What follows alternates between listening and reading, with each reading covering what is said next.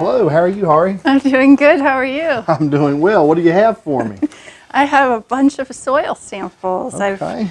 I've been reading the forms online and trying to understand, and hopefully I've done it right, but I wanted to come in and talk to you, and so our viewers at home can understand how to take a correct soil sample and what they need to do to get it tested, and then after that, what will we learn from it? Well, sounds good. There's nothing better than getting your soil sampled this time of year, particularly if you're trying that vegetable garden or that spring lawn or whatever we're going to be dealing with. So what do you have for me? So I did take 5 different samples. I bagged them up and labeled them. I know which beds they are. Okay. And in each bed, I kind of staggered it and dug little, like, deep, shovel deep hole, and then just kind of scooped the soil all the way down. Okay. Sounds like you're right on point for as far as sampling goes. It's important whenever we're sampling those type of areas, like if you have an overall garden space and you know that you have a particular crop that may differ in its soil needs. Say, for instance, we have garlic or a bulbous onion, garlic, onion, something like that, as opposed to our Solanaceae crops like the standard tomato, eggplant, pepper, potato. It's important that we maybe sample those areas differently based on their soil needs. So it's good that you had the presence of mind to sample each of those locations differently. Now, when you were sampling, you mentioned being random. You did go to several locations within that particular space? Yes, I followed the diagram on the handout and just sort of like made a zigzag down the bed. Okay, that's wonderful. That's what we encourage anybody doing their soil sampling. And within that given space that we're getting the results from, we need to take some random samples, as many as 5, maybe 6, across an area. I typically recommend to folks that we want to try to get the soil at about 4 inches of depth. So in a lawn situation, most of our turf grass roots are growing in the 2-inch to 4-inch range. In our garden soils, depending on our legumes, they are easily reaching down into that 4 to 6-inch range. So ideally, that 4-inch depth gives us an excellent location to really determine what the soil has to offer from a nutrient perspective. So ideally, let's take a look at what you have here, and we'll see about packaging things up. All right. All right. Well, it looks like you have 5 nice samples here. This is ideally what we're looking for anytime that we need to send a sample into the university. Basically, our soil sampling boxes, as you can see, are relatively small and only hold roughly the amount that you'd find in just a normal little sandwich bag like what you've brought this in for. The sample bags that we have, we can't leave them in plastic. We are going to have to transfer these over to our soil sample boxes, because once these reach the University of Virginia Tech, they'll actually be heated in large ovens and go through the process of determining everything that's in that soil. So we will be transferring your soil from these bags over to these boxes, but before we get to that, I'd like to explain a little bit about the forms. Just like you mentioned, coming in, we have both homeowner sampling and commercial soil sampling. If you are a producer and or ag farmer, anyone that's producing an agricultural crop, we have a commercial soil test, and for homeowners, we have the private homeowner soil test. The difference primarily between the two is with regards to the amount of soil and locations that we need to sample from. A homeowner soil test is much more general. In most cases, folks that have a garden area are going to sample multiple spots within that garden area, and that one representative sample gets placed in the box for analysis. With regards to the commercial samples, there's where folks are usually dealing with larger, whether it be truck cropping areas and or farms and fields where we have to expand our overall sampling. So in the case of a 5-acre or 10-acre field, we might be sampling anywhere from 5 to 10 individual samples across the field, placing them in a bucket, stirring everything together, and then one representative sample goes into making that or providing that soil sample for that particular field. Looking here, I noticed one appears to be a little drier than your others. That's always nice. It's the longer it takes for us to dry the soil down at the university, the more delay in the overall process. You don't have to worry about losing any nutrient quantity or quality of soil during the dry down process, but so it is nice to see a somewhat drier material when you bring it into the office. By the way, just want to mention, Cooperative Extension at any extension office tends to maintain both the forms and the boxes in stock here at the office, as well as your local libraries. Sometimes we even have these boxes and stuff available out at our local ag stores or locations such as that. So anybody wishing to get these materials, contact your local extension office. We'll make sure that you're able to get some on hand. And since you've brought me these 5 samples, we'll go ahead and get started with this first, the driest most sample, and get it transferred over into the box. Once again, had this particular sample needing to be representative of a larger area, we would have actually mixed 5 or 6 random pieces or samples together to get the one representative sample that we fill the box with. Simply placed, we're going to not use any plastic or any other type of paper product or material inside the box. We simply want a soil amount that fills up and over, just over the edge, and we'll close the box up as such. And once folded up, we have now prepared our soil sample to be sent off. Not before we finish out our actual paperwork.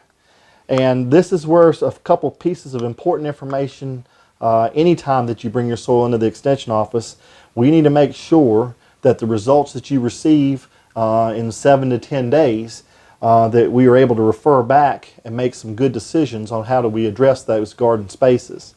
For instance, when you go to, once the box has been filled, your full name will go across the top, and your sample ID, if you notice here on our paperwork, we have a location for sample ID, is just a unique number or series of letters that helps you recognize and remember where this soil sample was actually taken or what the analysis is actually for. In this case, since I'd call it like HARI 1 for that particular section of the garden, we'd fill out that sample identification both on the form as well as the box. If they ever got separated at the university, that way we have a means of connecting the soil back to the individual. Next, we have a location that's asking for the plant to be grown. Basically, in most homeowner samples, we're usually indicating that we're growing a particular garden variety plant. It could be fruits and vegetables, or it could actually be shrubs and azaleas and various things that we would have planted around from a landscaping perspective, and or finally a turf perspective. So you'd be choosing whatever crop code necessary to go in that particular spot there.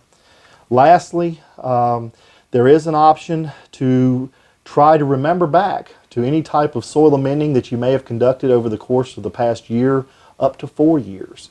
So if you've added any lime to that particular area, or you've done anything to try to adjust pH through liming, we ask that you try to remember how much went down and fill that out accordingly. And then down here at the bottom, we have the final boxes to check whether or not you want a routine sample done or a routine sample with additional analysis done on top of that. One, for instance, is organic matter. We can tell you the additional organic matter or quantity present in addition to the routine sample. And in special cases, say we're sampling for house plants or something like that, there's also a soluble salts test or analysis that will go a long way in determining how much fertilizer or soluble salts have built up in the soil over a period of time and may be adversely affecting your root system. So once we get those, the form filled out and your information on your box, We simply fold things up and prepare them for transport over to the university. Now here in Floyd County, I like to suggest that everybody bring their samples right back here to the extension office. We have an opportunity, usually within the course of a week, to find ourselves over at the university for a number of different reasons, whether it be pathology or entomology departments and things. And once your samples are packaged, if you'll bring them here, we'll be happy to transfer them over to the university so you do not incur a mailing cost. If you prefer to mail your sample, you certainly may. The instructions along with addresses for Virginia Tech's soil testing lab are right there on the paperwork. And given an ample time for the university to actually analyze the soil and get our results back, this usually takes 7 to 10 days and up to 2 weeks if we get backed up during springtime and or fall when we have lots of activity out in the home landscape. But for the most part, Virginia Tech's usually very quick about returning our samples. This is an example. You won't be receiving any soil back, but you will be receiving an actual results page or analysis page that outlines all your various macro and several micronutrients necessary to optimize your plant growth. In addition, by choosing your crop code and putting that particular information in, the university is also going to make a recommendation on how best to adjust your pH through either liming and or adding ag sulfur to bring your pH down. So this is just an excellent way of having a baseline or a basic understanding of what your soil needs before you start your gardening season. I love to take pictures of things on the farm and what we're doing, and especially beautiful crops or special moments. And we post that on Instagram and Facebook and share that experience with others. I think it's a good glimpse for people who aren't familiar with farming to get a sense of what happens on the farm and what goes into the creation of good food. I can do that with our connection through citizens. Fiber is good for you. Hello, welcome to my garden. I'm Hari Berzins, and we're standing here next to the forsythia, which in 10 days' time has fully bloomed. And today is March 20th, 2020, and I look forward to sharing with you what's happening this week in my garden. So you can see this is the forsythia I had in the house, and it forced bloomed early, and it gave us a lot of joy. It was beautiful, and now it's pretty much done. So we're just about that much further ahead than the outside. You can see it's already leafing out. And what I'm going to do today is take these just sticks, you saw me cut them, and stick them right in some soil, and they'll root. And then I can pass a pot on to friends and spread forsythia as it does so well. So the daffodils are in full bloom as well, and these actually came from a property up off the parkway that had been long abandoned, and you'll see these when you hike often, and I love when they pop up because to me that means somebody lived there at some point, and I love imagining the people way back when planting the bulbs and having that hope, and just the fact that they still exist and continue to bloom every year is just beautiful. So, you know, like next year I might dig these up and spread them out because they'll continue to spread out from the center, so they multiply. So maybe one day my whole hillside will be covered in daffodils. So I'm just filling these pots with some soil right out of the garden bed, and I'm going to stick that forsythia right in there, see what happens. What I've been told is it'll just grow, and from what I see with the plant I have, it just wants to grow. It's shooting out branches, and the branches are growing roots right into the ground. So that's why I say you got to also be careful with it where you plant it, because it will spread, and some places you want that and some places you don't.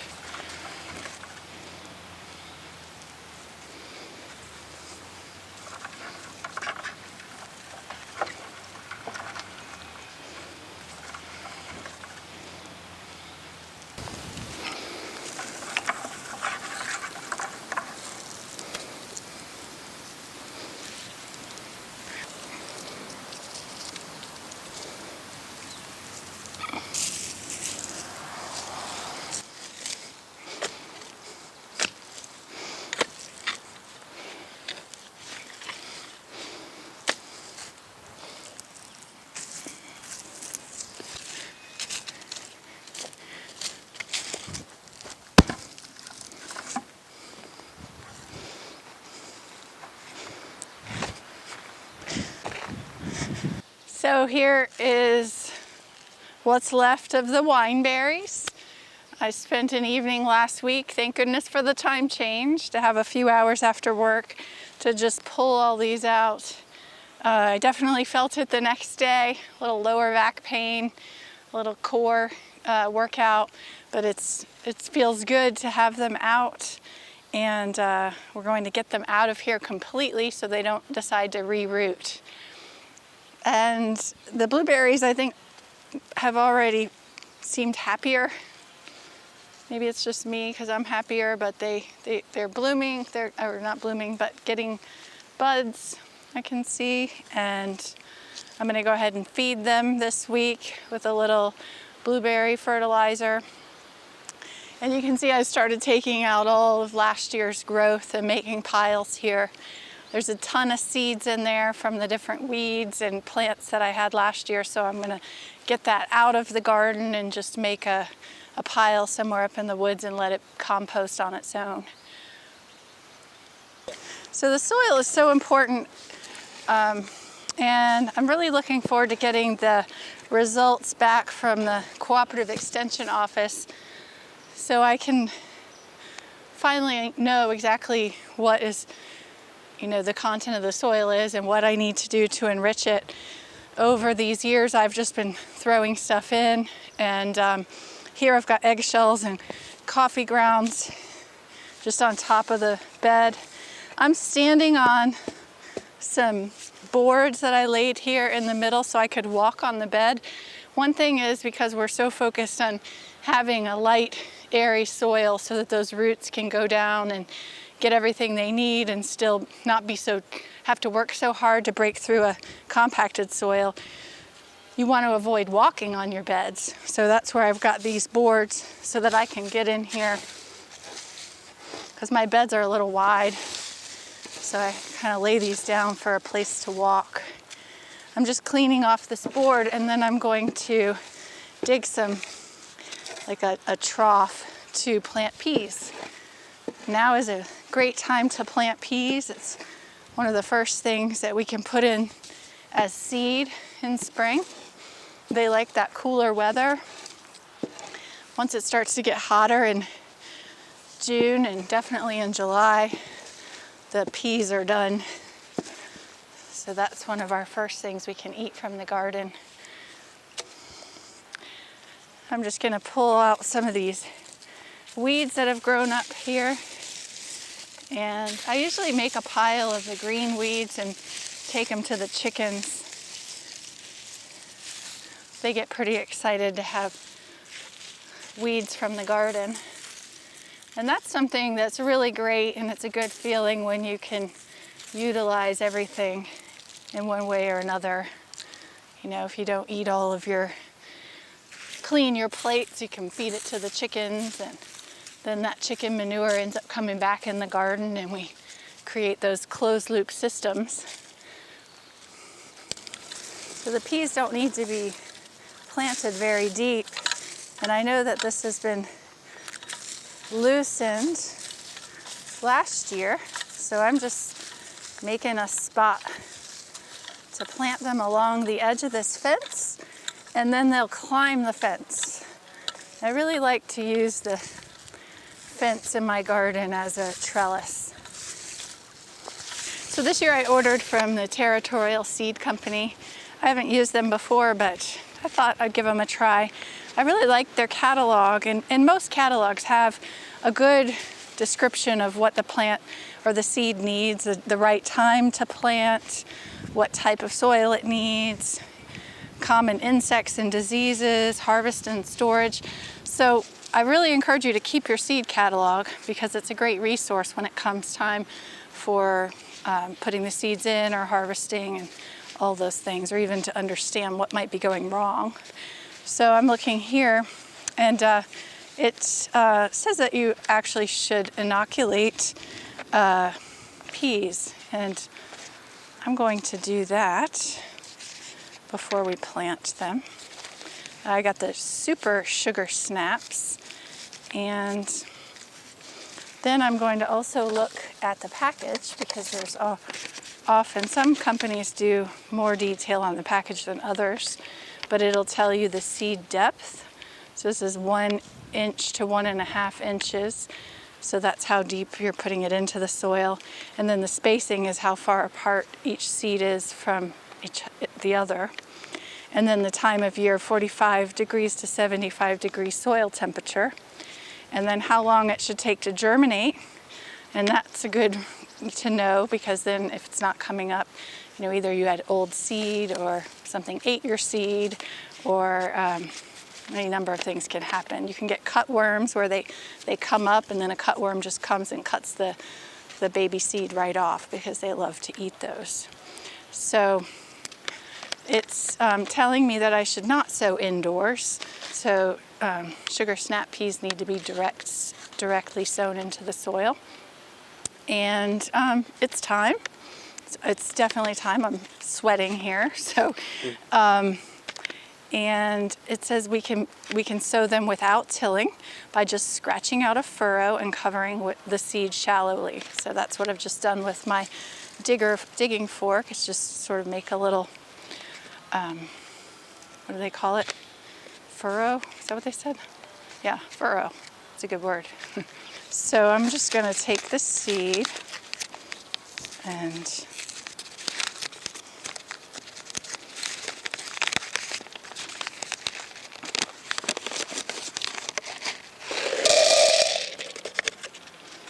there's my seed. They just like dried up peas, don't they?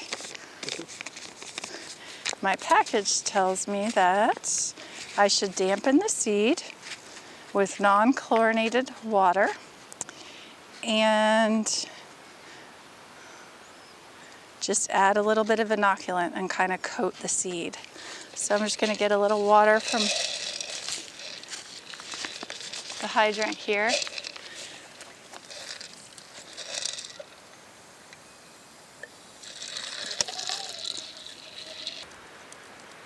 Just want them to be damp. And then sprinkle the inoculant on top and just sort of swish it around. You don't need a lot. This stuff goes a long way.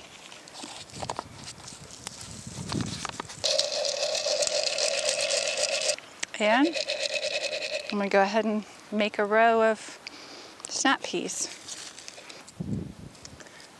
So I'm just laying the seeds, spacing them out about 1 inch apart, and not pushing them in. That's just the way I like to do it, but then I have to come back and push them in and cover them up. But that way I can see where they are, and it keeps me on track. Because I've done it before where I bury them as I go, and then I forget where I left off, and it's hard to make a good row. So I'm just laying them all in, then I'll come back, push them in about 1 inch and cover them up with the soil. And then when they start to grow, I have to kind of help them find the fence. And we'll show you that as the season goes on. Help them kind of work their way onto that, hold themselves up, and then they'll start climbing the fence.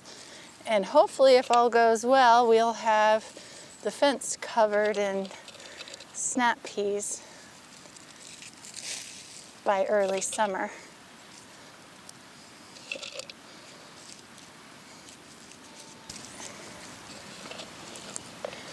One of the best feelings in the world is to plant a seed, especially in these times where we're all pretty uncertain about what's going on.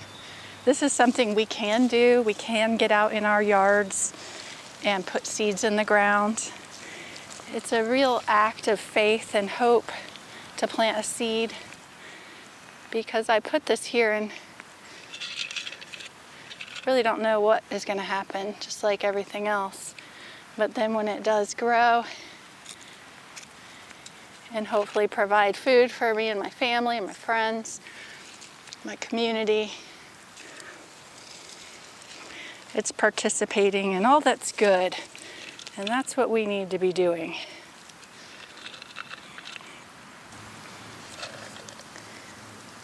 And I know there are people out there who can teach me.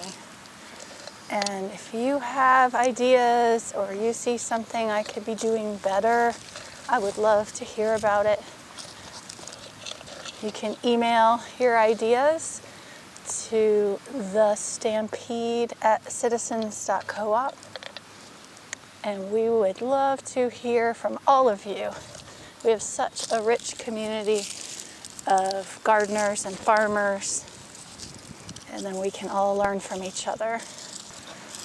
So after several seasons of gardening and messing up a lot of my jeans that I was wearing out in the world, I decided to designate a few pair of jeans to just be my garden jeans. And that's made all the difference, because now I don't worry about getting dirty, and I get right down in it, and I just hang them up on a hook, wash them once a week or something. Just, makes life easier to separate clothes out like that.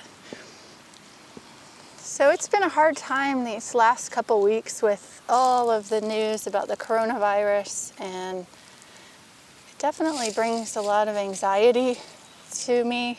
Find myself checking in often for the latest update and what's going to happen and what's happening in other places. And it's causing me to lose some sleep and feel pretty sad about how this is impacting our community and small businesses and people all over the world. And coming out to the garden is really helping, because I'm detached from social media. I'm actually putting my hands in the dirt. I'm doing something I do every year. It gives me a sense of normalcy and gives me something to look forward to. And so, really grateful that we can still do these things, that we have the space in our environment here in Floyd County, in our viewing area, to actually get outside and still enjoy these activities. So it's something I really feel grateful for. So I just put them in just a little with a finger press, because I'm going to be putting soil on top, which is going to end up being about 1 inch. Just pressing them down a little. And then tucking them in. Put you to bed. It's like tuck, tuck, tuck. That's what I used to tell my kids when they were little. I tuck them in bed. Tuck, tuck, tuck. Tuck, tuck, tuck. Go to sleep, babies. Tuck, tuck, tuck. Something pretty rhythmic about it too, which is soothing.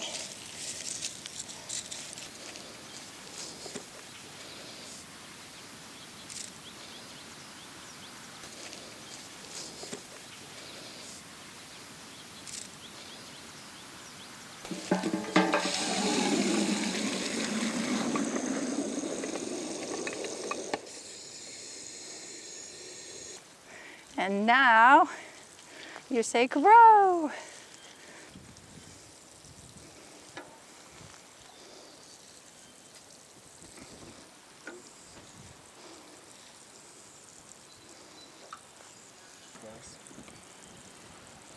It does. That's good. Woo. That was cool.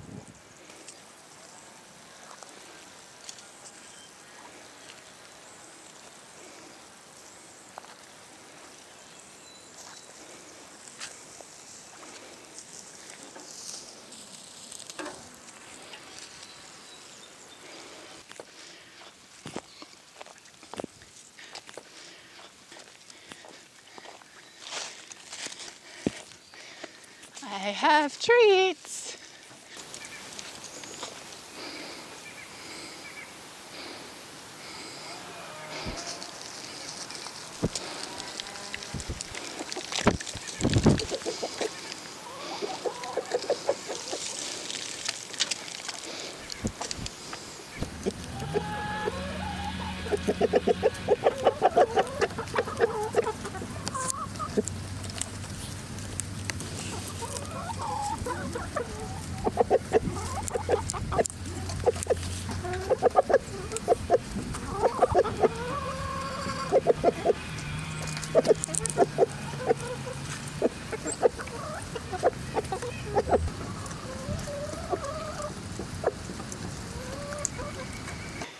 I really like watching the chickens eat weeds. It's satisfying, you know. It makes me feel less annoyed by weeds because I know that they're going to do some good, and it's part of the closed loop system here. And I certainly don't have a perfect one, but I try my best to let everything feed something. And so, you know, the chickens, obviously we have to bring feed in for them, but they also eat the weeds that, you know, are kind of extra from the garden. And also when we have kitchen scraps, we feed them to the chickens rather than composting them. So that gets an extra step in there. And then, of course, the chicken manure becomes our compost. We get wood shavings from Glendon Boyd, who makes bowls across the street, and bring those in and lay that in the chicken coop, and then, you know, take that after a few months and put it on the garden beds and allow that to be our fertilizer. So just trying to find uses for everything is a fun hobby. And they're entertaining to watch. I mean, have you ever seen anyone so excited? I hope you've enjoyed this week's episode of In My Garden, and I hope it's inspired you to get into your own garden and make the most of this time we have as our culture and society and world kind of comes back in and slows down.